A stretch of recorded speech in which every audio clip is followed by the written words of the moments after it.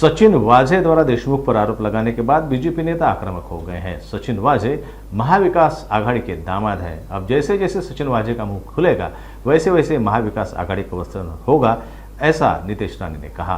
उन्होंने ये भी कहा कि अब सचिन वाजे ने सच बोलना शुरू किया है और इसका खुलासा अनिल देशमुख कहां तक करते हैं ये देखने वाली बात होगी।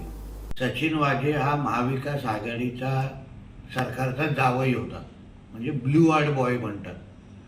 आणि तो जेव्हा बोलतो तेव्हा ते सगळे सत्य भार सांगण्याचा तो सगळा प्रकार आहे।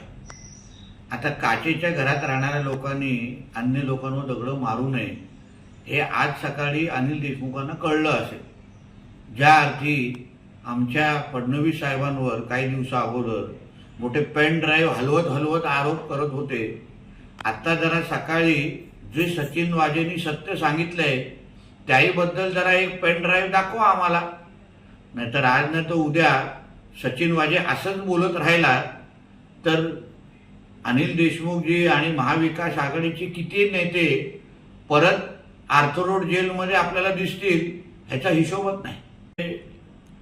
शिवसंकल्प नाव देण्यापेक्षा अली संकल्प नाव हे उद्धव ठाकरेंनी त्यांच्या मेळाव्याला दिलं पाहिजे। आपल्या राज्याला इस्लाम राज्य बनवण्याची सुपारीच मिया उद्धव ठाकरेंनी घेऊन ठेवलेली आहे।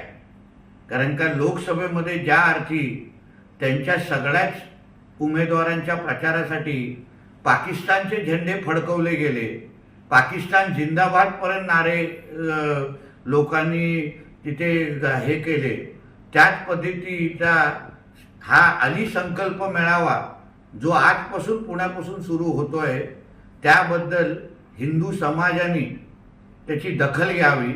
कारण का हा अली संकल्प मेळाव्यामुळे राज्यातला हिंदू किती सुरक्षित राहील याबद्दल हिंदू समाजाने, महाराष्ट्रातल्या हिंदू समाजाने विचार करावा।